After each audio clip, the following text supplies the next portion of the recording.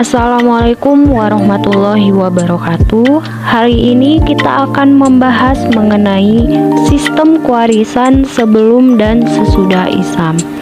Langsung saja kita mulai pembahasannya. A. Sejarah sistem kewarisan sebelum Islam. Sebelum hukum waris Islam lahir, setidaknya ada 3 hukum kewarisan yang telah dikenal masyarakat pada masa pra-Islam, yaitu hukum kewarisan Yahudi, hukum kewarisan Romawi, dan hukum kewarisan adat yang berlaku di masyarakat Arab pra-Islam. Orang-orang Arab jahiliyah atau sebelum Islam dikenal sebagai bangsa yang gemar mengembara dan senang berperang. Kehidupan mereka sedikit banyak bergantung pada hasil rampasan perang dari bangsa-bangsa atau suku-suku yang telah mereka taklukkan. Sebelum Nabi Muhammad SAW diutus menjadi nabi, masyarakat Arab jahiliyah telah mengenal sistem kewarisan. Dalam hal pembagian harta warisan, mereka berpegang teguh kepada adat istiadat yang telah diwariskan oleh nenek moyang mereka. Menurut ketentuan yang berlaku, bahwa anak yang belum dewasa dan anak perempuan atau kaum perempuan tidak berhak mendapat warisan dari harta peninggalan orang yang meninggal dunia.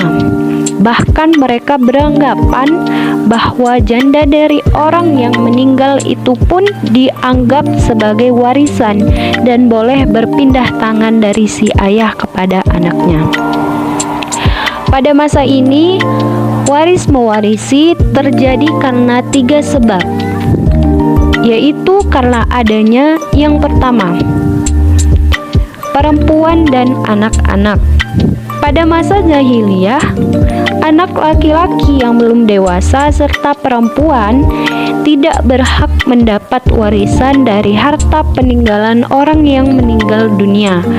Bahkan mereka beranggapan bahwa janda dari orang yang meninggal itu dianggap sebagai warisan dan boleh berpindah tangan dari si ayah kepada anaknya. Yang kedua, adanya janji prasetia. Orang-orang yang mempunyai ikatan janji prasetia dengan si mati berhak mendapatkan 1/4 harta peninggalannya.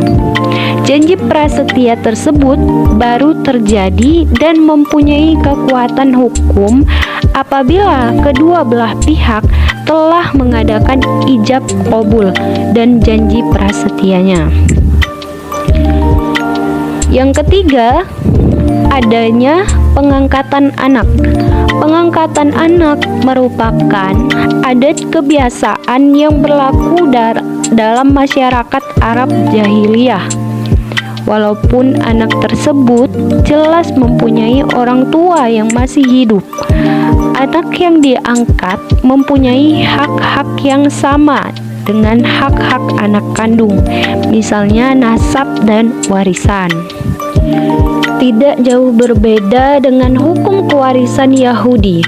Hukum kewarisan Romawi juga menyatakan yang menyebabkan adanya saling mewarisi hanyalah 2 hal, yaitu hubungan darah dan hubungan bekas budak. Oleh karena itu, dalam hukum Romawi, istri tidak berhak mendapat warisan dari suami. Begitu juga sebaliknya, karena tidak ada hubungan darah. Adapun hukum waris adat Arab sebelum Islam sedikit berbeda dengan hukum waris Yahudi dan hukum waris Romawi. Masyarakat Arab pra-Islam menetapkan 3 faktor adanya saling mewarisi, yaitu hubungan darah atau nasab, tabani atau adopsi, dan sumpah setia atau baiat. Dari paparan singkat sejarah hukum kewarisan di atas, baik hukum kewarisan Yahudi, hukum kewarisan Romawi, maupun hukum kewarisan adat bangsa Arab sebelum Islam pada kenyataannya memposisikan kaum perempuan lemah dan inferior sehingga tidak memberikan hak kewarisan kepada mereka. Yang selanjutnya yaitu B. Sejarah sistem kewarisan setelah Islam. Pada masa awal Islam, kekuatan kaum muslimin masih sangat lemah lantaran jumlah mereka sedikit. Pada masa ini, waris-mewarisi pada masa awal Islam terjadi karena 3 sebab, yaitu karena adanya yang pertama, adanya pertalian kerabat, yang kedua, adanya pengangkatan anak, yang ketiga, adanya hijrah atau dari Mekah ke Madinah, dan persaudaraan antara kaum muhajirin dan ansor. Warisan pada masa Islam selanjutnya, setelah akidah umat Islam bertambah kuat dan satu sama lain di antara mereka telah terpupuk rasa saling mencintai. Apabila kecintaan mereka kepada Rasulullah SAW sudah sangat melekat, perkembangan Islam makin maju, pengikut-pengikut bertambah banyak. Maka sebab-sebab warisan yang hanya berdasarkan kelaki-lakian yang dewasa dan menyampingkan anak-anak dan kaum perempuan sebagaimana yang dilakukan oleh orang-orang jahiliyah telah dibatalkan oleh firman Allah Subhanahu wa taala, yaitu bagi orang-orang laki-laki ada hak bagian dari harta peninggalan ibu bapak dan kerabatnya, dan bagi orang wanita ada hak bagian pula dari harta peninggalan ibu bapak dan kerabatnya, baik sedikit atau banyak menurut bagian yang telah ditetapkan. Quran Surat An-Nisa ayat 7.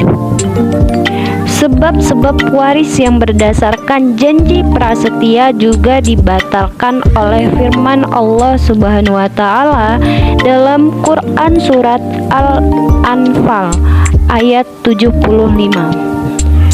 Dari uraian di atas dapatlah dipahami bahwa dalam pewarisan Islam yang berhak menerima harta warisan tidak terbatas kepada kaum laki-laki yang sudah dewasa, melainkan juga kepada anak-anak dan perempuan. Dan dalam pewarisan Islam tidak dikenal adanya janji prasetia dan pengangkatan anak atau adopsi.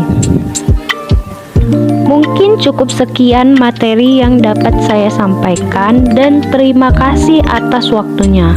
Saya akhiri. Wassalamualaikum warahmatullahi wabarakatuh.